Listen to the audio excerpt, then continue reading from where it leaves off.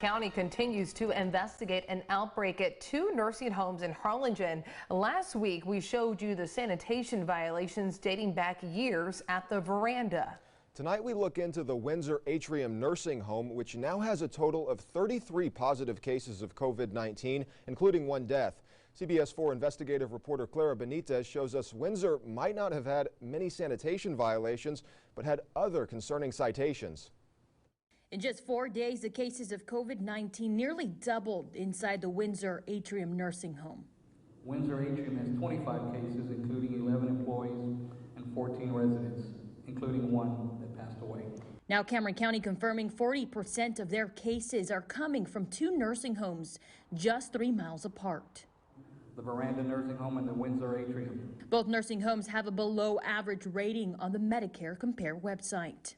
The Centers for Medicare and Medicaid Services recently cited and fined Windsor Atrium for abuse and neglect, a trend the nursing home inspection records show. In 2017, not ensuring expiration dates were on medications, not reading instructions, and giving residents their medication incorrectly, leaving several residents without hygiene care and oral care.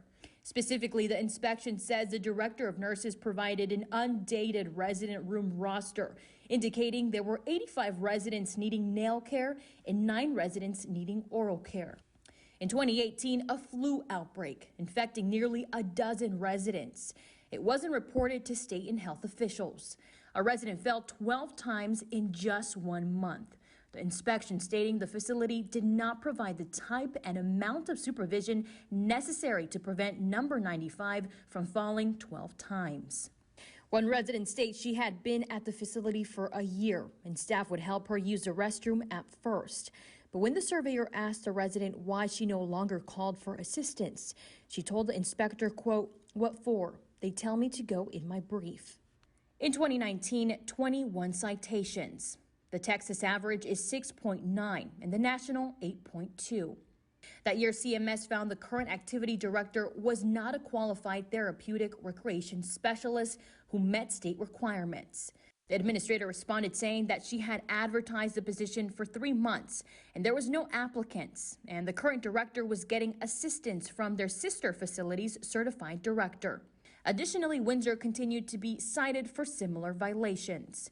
Nurses administering wrong medication on patients, not listening to physicians' orders when changing the amount of prescribed drugs, or documenting conversations on the patient's records.